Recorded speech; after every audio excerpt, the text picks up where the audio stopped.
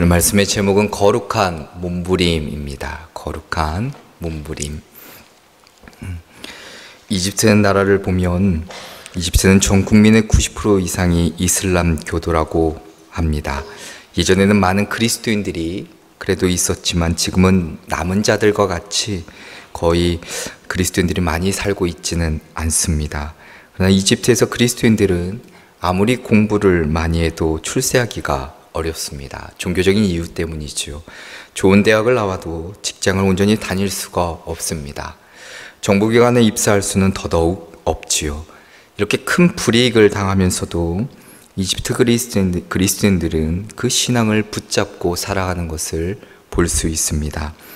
언젠가 이슬람 정부가 그 그리스도인들의 리더들을 불러다가 이렇게 제안합니다. 너희에게 신앙의 자유를 주는 대신에 너희는 저 모카탐이라는 곳에 가서 살면 어떻겠는가 라고 이야기합니다. 자, 이슬람 정부가 제안한 모카탐이라는 지역은 이집트의 수도에서 버리는 모든 쓰레기가 모이는 곳입니다. 바로 거기가 모카탐이라는 지역이죠.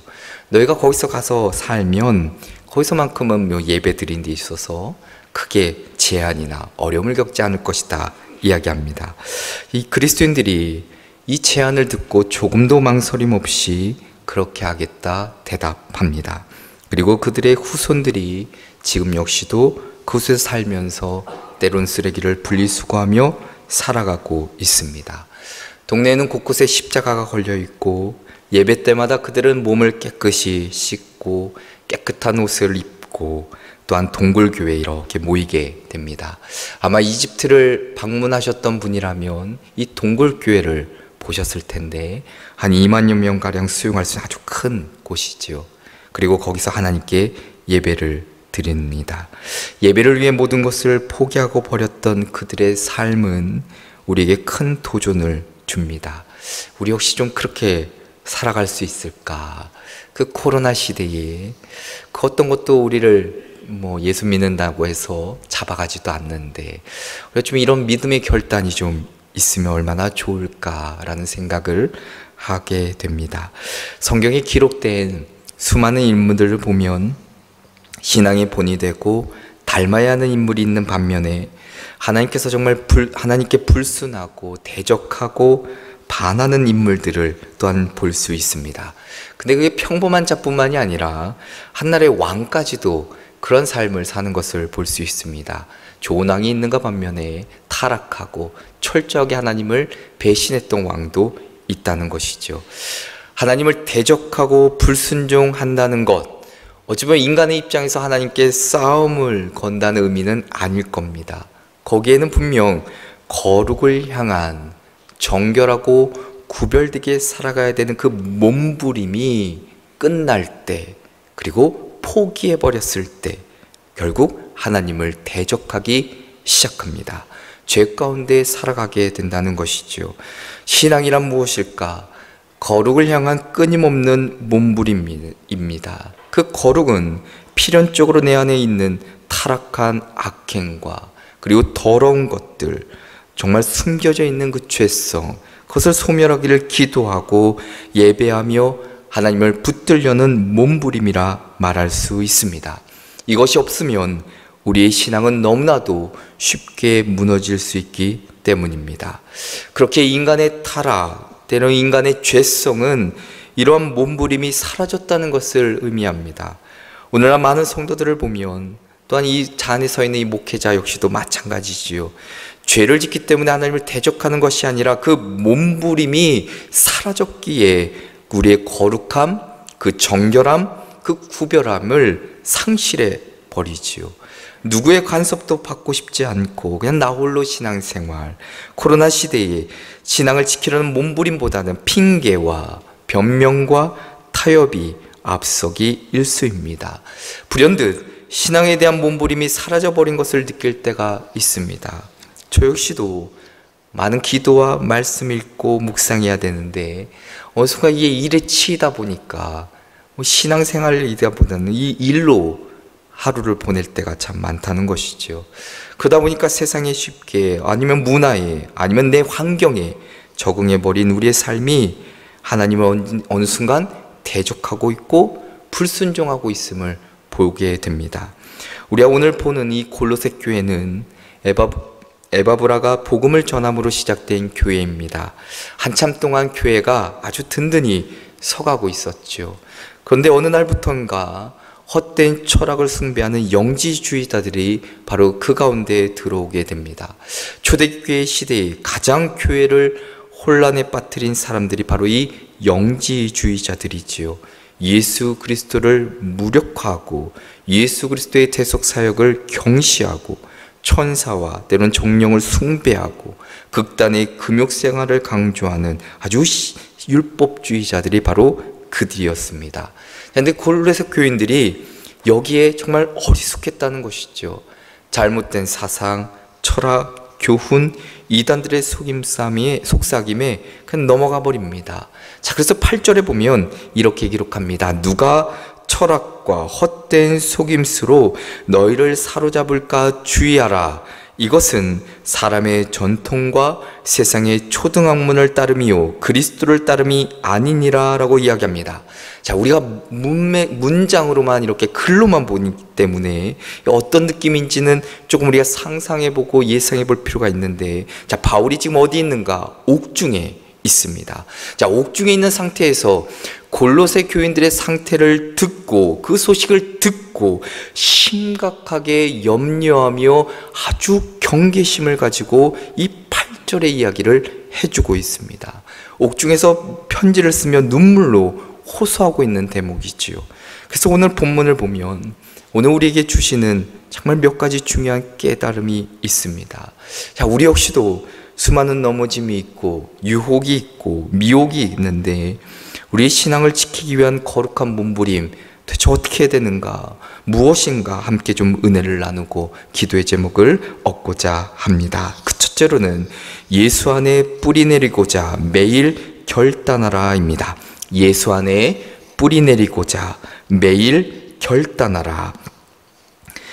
자, 오늘 6절의 말씀에 이렇게 시작합니다. 그러므로 너희가 그리스도 예수를 주로 받았으니 그 안에서 행하되 라고 이야기합니다. 자, 한마디로 예수 그리스도를 믿었으면 그에 합당하게 살아가라 이야기합니다. 사도 바울은 예수 그리스도 안에서 모든 삶을 살아야 될 것을 강조하며 이야기해주고 있습니다. 자, 그러면서 7절에 이렇게 기록합니다. 그 안에서 뿌리를 박으며 세움을 받아 교훈을 받은 대로 믿음에 굳게 서서 감사함을 넘치게 하라 이야기합니다. 대단히 강조하는, 아주 중요하게 여기는 바울이 강조하는 문구인데, 자, 이 권면의 말은 네 가지로 구분되어 있죠. 자, 그러나 바울은 이해하기 쉽게 먼저 이 두 가지, 뿌리를 내리고 뿌리를 박으며 세움을 받아 라는 것을 식물과 건축물로 비유하고 있습니다. 바울은 예전에도 성도의 영적 상태, 그 성장을 식물과 건축물로 비유한 적이 있는데, 자, 에베소서 3장 17절에 보면 무엇이라 기록하냐면 믿음으로 말미암아 그리스도께서 너희 마음에 계시게 하시옵고 너희가 사랑 가운데서 뿌리가 박히고 터가 굳어져서 라고 이야기합니다. 그러니까 성도들이 이해하기 쉽게 식물이 건강하게 자라기 위해서는 뿌리가 견고하게 내려야 하듯이, 터가 굳어져야 되듯이 성도는 예수 그리스도에게 뿌리를 견고하게 내려야 된다. 그래야만 비바람, 숱한 어려움, 역경과 문제를 견뎌내며 이겨낼 수 있다라고 이야기해 줍니다. 자, 중요한 것은 이 구절에 사용된 네 가지 동사의 특징이 있습니다. 자, 네 가지 뭐라고 이야기합니까? 뿌리를 박으며 세움을 받아 굳게 서서 넘치게 하라 이야기하죠. 자, 모두 현재 진행형입니다. 그 행위, 그 태도가 계속될 것을 이야기해 주죠. 그러니까 뿌리를 굳게 내리는 것도, 세움을 입는 것도 한 번 그냥 일회성으로 굳게 서서 되는 문제가 아니라 지속해서 계속적으로 노력해서 굳게 서야 된다라는 것이죠.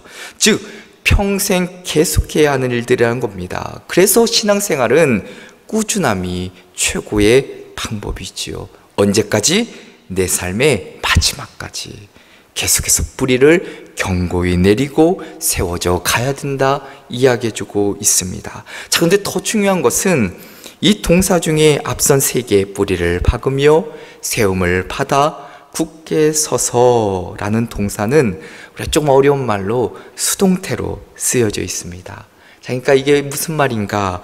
뿌리를 박는 것도 세움을 입는 것도 믿음에 굳게 서는 것도 우리의 힘으로 되지 않는다는 것이죠. 하나님이 우리에게 허락해 주셔야만 가능하다는 사실을 오늘 말씀을 통해 우리에게 깨닫게 하십니다. 이 말씀들은 우리에게 정말 중요한 것을 가르쳐 주지요. 예수 그리스도를 알고 내가 믿게 되었다면 우린 그 생명의 복음 위에 그 터 위에 견고하게 뿌리 내려야 된다라는 것이죠. 그리고 계속해서 세워져 가야 되는 것이죠. 그게 곧 거룩한 몸부림입니다. 이게 있어야 흔들리지 않을 수 있다는 것이죠. 우리가 뿌리가 깊은 나무는 결코 바람에 흔들리지 않습니다.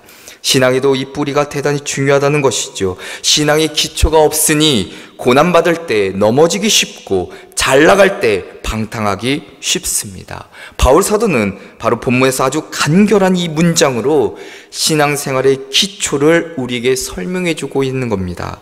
비록 한 문장에 지나진 않지만 그리스도인들이 평생을 두고 한순간도 놓쳐서는 안 되며 마음에 새겨야 될 중요한 내용을 담고 있다는 것이죠. 그것이 바로 신앙생활의 승리의 비결이기 때문입니다. 그러면 예수님 안에 뿌리를 박으며 사는 것, 어떻게 사는 것인가?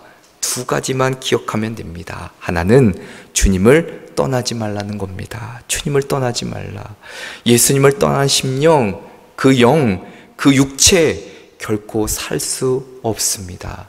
주님은 우리에게 생명의 떡이라 이야기하셨고 빛이라 이야기하셨으며 말씀이라 이야기하셨기 때문이죠. 우리의 위로자 되시고 인도자 되시며 우리의 치유자 되시고 존재하시는 능력자 되시기 때문에 우리는 주님을 떠나서는 곧 나에게 주신 그 생명, 그 영을 포기해버리는 겁니다. 그렇기 때문에 반드시 주님을 떠나서는 안 되죠. 그리고 또 하나 뭐 있을까요? 교회에 뿌리를 내리라 라는 겁니다. 성도들의 삶의 근간을 어디에? 교회에 두라 이것이죠. 교회는 그리스도의 몸입니다. 그래서 예배에 소홀히 해서는 안 되죠. 아무리 내가 잘 나가고 아무리 바쁘고 아무리 인생에 성공하고 아무리 내가 너무나도 많은 일들 때문에 이 예배 시간 지키지 못한다 하더라도 인생에 성공했어도 신앙생활이나 교회 생활에 실패하면 다 부질없는 인생이라는 것이죠. 돈이든 물질이든 철학이든 사상이든 헛된 말들 이런 것들은 모두 다 인간이 만들어 놓은 것들 뿐이지요. 예수 그리스도 안에 뿌리고 내 뿌리를 내린다고 하는 것은 이런 것들의 명예나 권력이나 돈에 우리의 마음을 빼앗기지 않는 것이고 예수 그리스도 그 안에서 내 삶을 계획하고 또한 꿈꾸며 살아가는 것입니다. 예수 그리스도 안에서 발견한 하나님 아는 지식이 나의 모든 생각과 가치관의 중심이 되는 것이라 말할 수 있습니다. 예수님이 우리 삶의 뿌리가 되어야 합니다. 바람이 불어도 태풍이 몰아치더라도 흔들리지 않도록 예수 그리스도께 깊이 뿌리 내리셔야 합니다. 그리고 그 그리스도 안에 굳세게 서야 합니다. 하나님이 우리를 세우는 것 말씀을 통해서 그 말씀을 배우고 순종하며 따라갈 때 결국 우리는 믿음으로 이 세상을 이기게 될 것이고 악한 영들을 이기고 승리하는 복된 삶 되는 줄로 믿습니다. 늘 언제나 이 예수 안에 뿌리 내리고자 하루가 아니라 매일 결단하시는 저와 여러분 되시기를 주님의 이름으로 축원합니다. 둘째로는 예수 안에서 감사가 끊어지지 않게 하라입니다. 예수 안에서 감사가 끊어지지 않게 하라. 데니얼 디포의 작품인 로빈슨 크루소라는 소설이 있습니다. 아마 여기 계신 분들 중에 읽어보신 분들이 많이 계실 텐데 로빈슨 크루소라는 소년이 항해를 하다가 이제 배가 파손되어서 무인도에 혼자 살아가는 이야기이지요. 자, 근데 그런 상황 가운데서 이렇게 감사하는 내용이 담겨져 있는데, 자, 이렇게 이야기합니다. 파선은 불행한 일이지만 내가 죽지 않음이 감사하고, 고립되어 있지만 내가 굶지 않음이 또한 감사하고, 입은 옷이 한 벌밖에 없지만 지금 이 땅의 기후가 따뜻하니 또한 감사하고, 무기가 없어 내가 위험하지만 그러나 이곳에 맹수가 없으니 감사하고, 친구가 없지만 그 내 섬에 여러 가지 것들을 볼 수 있으니 또한 감사하다 이야기합니다. 자, 오늘 본문을 통해서 사도 바울이 박해로 인해 로마 감옥에 수감 중인 상황 속에서 편지를 통해 골로새 교회에 감사하되 어떻게 감사하라?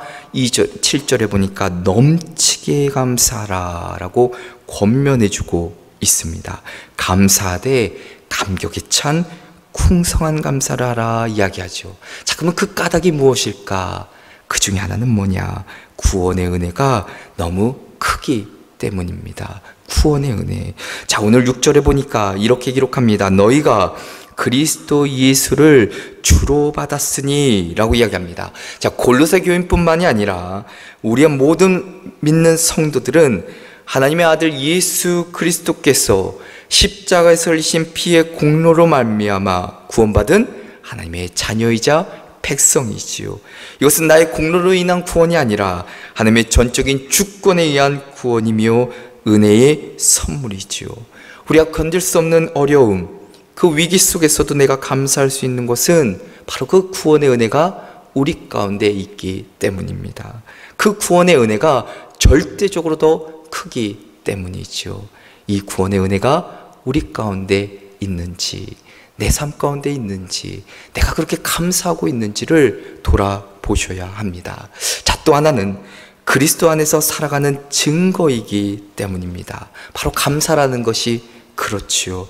오늘 6절에 보면 그 안에서 행하되 라고 이야기합니다. 자, 그 안에서 행하는 것이란 예수 그리스도 안에서 살아가는 것이고, 예수 그리스도 안에서 살아가는 것은 말씀에 따라 순종하는 것을 말하지요. 자, 중요한 것은 뭘까요? 하나님의 말씀을 듣는 대로 실천에 옮기는 것이죠. 삶으로 살아내는 것이죠. 믿음이 견고하려면 말씀을 듣고 그 삶으로 실천해야 된다라는 것이죠. 자, 우리가 흔히 강준민 목사님의 그 형통의 원리를 상속하라라는 그 책에 보면 믿음의 법칙들이 있습니다. 우리 한 번쯤 들어봤을 텐데, 믿음의 법칙들이 4가지가 있는데 그 중에 하나가 바라봄의 법칙이죠. 하나님은 우리가 원하는 것을 주시기 전에 먼저 바라보게 하신다라는 겁니다. 또 하나 언어의 법칙이 있습니다. 믿음으로 먼저 고백하는 것이죠. 그럴 때 내 상황과 환경을 뛰어넘는 하나님의 역사하심을 볼 수 있다라는 겁니다. 이 말에는 능력이 있기 때문에 사람들의 말의 노예가 되지 않고, 또한 믿음을 따라 역사하신 하나님께 믿음으로 그 소원과 바람을 고백하는 것, 그래서 언어의 법칙이 있다는 것이죠. 또 하나는 간청하는 기도의 법칙이 있습니다. 내 강렬한 소망, 강렬한 기도가 하나님의 마음을 움직이고 우리로 그 소원에 집중하게 만든다는 것이죠. 또한 마지막 4번째가 중요한 행동하는 법칙이 있습니다. 자, 씨앗만 가지고는 열매를 맺을 수 없다는 것이지요. 심어야 되고, 심기 위해서는 일해야 되며 구체적으로 계획하고 생각하고 행동해야 된다는 것이죠. 자, 상황과 여건이 어렵고 힘들다 할지라도, 내 삶의 역경과 문제가 끊이지 않는다 할지라도, 고린도전서 10장 13절의 말씀처럼 사람이 감당할 시험 밖에는 우리에게 허락된 것이 없으니 하나님은 미쁘셔서 우리가 감당하지 못할 시험 당함을 허락지 아니하셨고, 시험 당할 쯤에 피할 길을 내사 능히 감당하게 하셨다라는 그 말씀, 우리가 감사하며 살아가는 것, 내가 그리스도인으로 살아가는 증거가 된다라는 점입니다.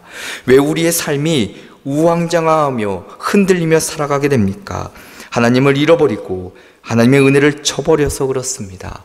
감사를 잃어버렸기 때문이지요. 그러니까 하나님의 은혜를 생각하고 감사함을 넘치게 하라 바울이 강조하며 당부하고 있습니다. 하나님이 세상에 예수 그리스도를 보내주신 것 큰 은혜이지요. 예수님의 고난, 대속, 부활의 은혜 얼마나 큽니까?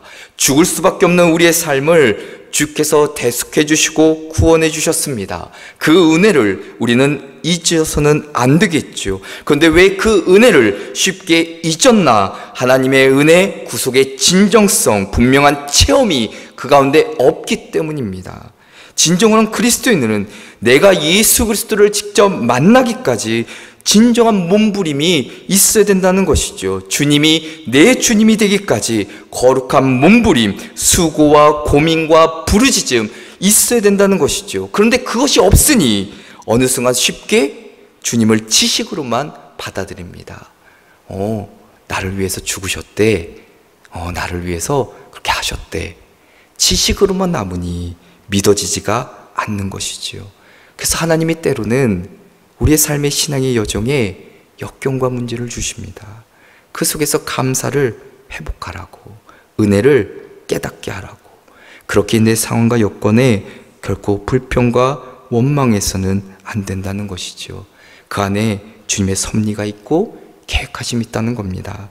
사랑하는 성도 여러분, 어려운 상황과 여건이 있습니까? 그러나 그럼에도 불구하고 우리의 다시금 그 감사가 회복되기를, 우리의 삶 속에서 감사가 끊어지지 않는 삶 되시기를 주님의 이름으로 축원합니다. 끝으로는 예수와 함께 죽고 살기로 결단하라입니다. 예수와 함께 죽고 살기로 결단하라.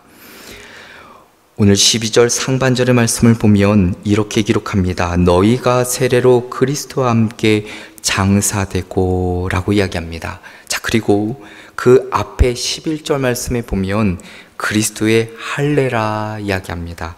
자, 이 두 단어, 이 말씀을 좀 연관지어서 생각해 볼 필요가 있는데, 자, 할례라는 것이 그렇죠. 하나님과의 언약의 표시입니다. 언약 백성이 되었다는 의미이죠. 하나님의 백성의 표식이자 이스라엘 백성의 공동체의 표식입니다. 자, 구약시대의 일반적인 신앙은 하나님의 선민만이 하나님의 나라를 들어가게 되었고, 그 선민의 기준이 바로 할례였죠. 따라서 이방인들이 하나님의 백성이 되기 위해서는, 그 공동체에 속하기 위해서는 반드시 이 할례를 받아야만 했습니다. 자, 이런 관습은 신약시대까지 이어지지요. 자, 예수님도 난지 8일 만에 할례를 받으셨지요. 자, 할례는 하나님의 백성이 되는 동시에 그 본분을 다하겠다라는 약속의 의미도 담겨져 있습니다.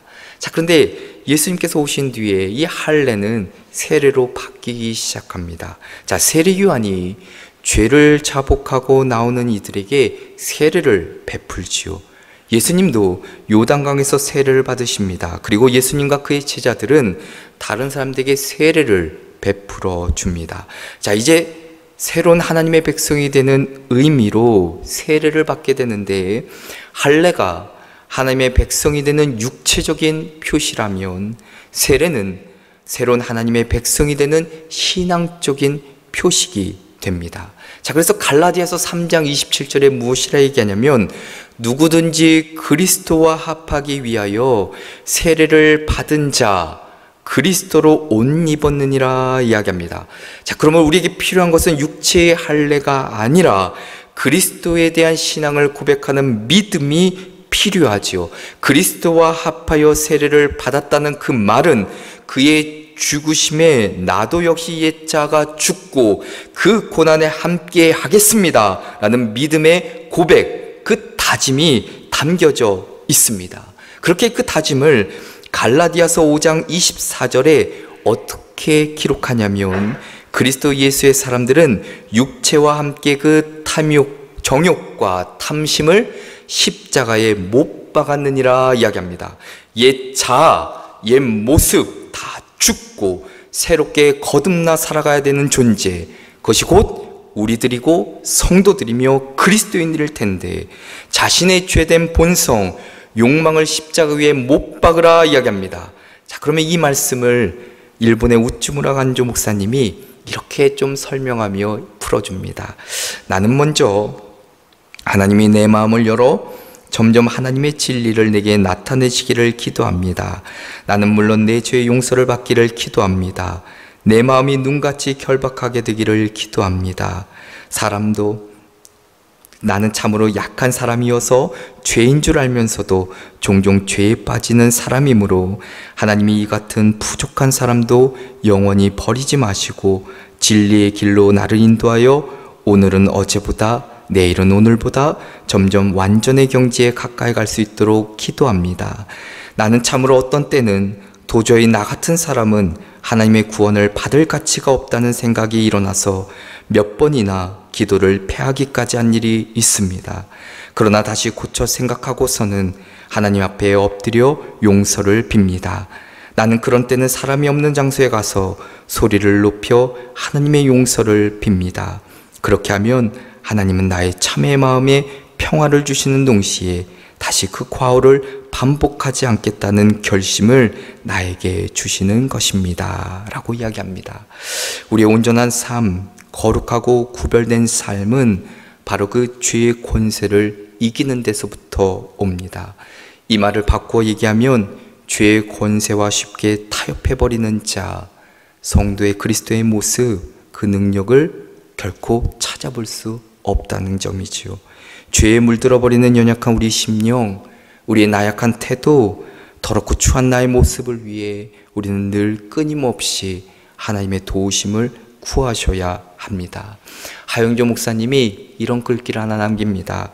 예수님을 믿는다는 것은 내 안에서 죄의 영향력, 죄의 능력이 사라지는 것을 의미합니다. 라고 이야기합니다. 우리가 예수님을 믿고 예수님의 제자가 되었다면, 하나님의 백성이라면 그 죄된 것으로부터 우리가 벗어나야 되겠죠. 자, 예수님을 믿는 자에게 주시는 놀라운 은혜가 무엇입니까? 오늘 두 가지를 이야기해 주고 있습니다. 12절 하반절 말씀에 보면 이렇게 기록합니다. 또 죽은 자들 가운데서 그를 일으키신 하나님의 역사를 믿음으로 말미암아 그 안에서 함께 일으키심을 받았느니라. 예수 그리스도가 죽으셨을 때 그를 다시 무덤에서 살리신 분 하나님이시죠. 그 예수님을 살리신 하나님께서 다시 우리를 살리시는 놀라운 은혜, 하나님의 능히 우리를 죽음에서 구원하시는 그 놀라운 은혜를 우리 가운데 허락해 주셨다라는 것이죠. 또 하나는 13절에 보니까 이렇게 기록합니다. 또 범죄와 육체의 무할례로 죽었던 너희를 하나님이 그와 함께 살리시고 우리의 모든 죄를 사하시고 기록합니다. 죄에서 자유케 하시는 은혜를 우리 가운데 허락해 주십니다. 주 예수 그리스도의 부활로 말미암아 우리가 죽음에서 살아날 뿐만 아니라 주님께서 그 우리의 모든 죄를 사해 주시죠. 그래서 오늘 우리가 하나님 앞에 나아가고자 할 때마다 우리를 괴롭히는 그 죄의 고리, 죄의 사슬에서 자유케 하셨다는 사실입니다. 그 근거가 무엇입니까? 바로 여러분들이 앞에 보시는 십자가지요. 바로 십자가로 이기셨습니다. 십자가는 본래 패배의 상징이고 죽음의 상징이지요. 근데 이제는 승리의 상징이 됩니다. 죄로부터, 바로 죽음으로부터. 십자가에 주님이 못 박하실 때에 우리의 죄가 사여졌고 우리를 더 이상 종로로 타지 않게 하시려 우리의 대속의 은혜를 베풀어 주셨습니다. 오늘 15절 마지막 하반절에 십자가로 그들을 이기셨느니라. 구원의 확신과 대속의 은혜를 잊고 살았다면 이 사순절 기간에 다시 한번 우리에게 주신 그 십자가의 은혜를 깨닫고 그 마음 은혜를 그 사랑을 마음에 새기고 우리를 죄에서 구원하시고 자유케 하신 예수 그리스도만을 섬기며 살아가야 합니다. 우리가 다시 앞으로 돌아가면 그러므로 너희가 그리스도 예수를 주로 받았으니 그 안에서 행하되 그 안에서 뿌리를 박으며 세움을 받아 교훈을 받은 대로 믿음에 굳게 서서 감사함을 넘치게 하라. 한 주 동안 치열하게 거룩한 몸부림으로 우리의 신앙을, 우리의 믿음을 지키시고 십자가의 놀라운 은혜로 말미암아 늘 승리하며 감사하며 살아가는 저와 여러분 되시기를 주님의 이름으로 축원합니다. 기도하겠습니다. 하나님 아버지 감사를 드립니다. 오늘도 이 우중 가운데 저희들의 발걸음 인도해 주셔서 하나님 앞에 거룩하게 예배케 하여 주신 은혜에 감사를 드립니다.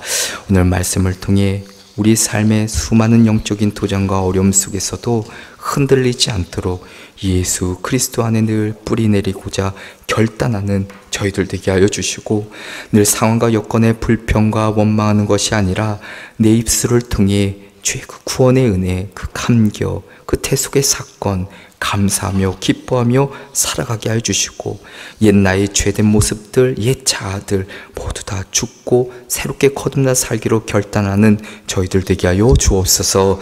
성령님께서 도우실 줄 믿고 주 예수 그리스도의 이름으로 기도합니다. 아멘.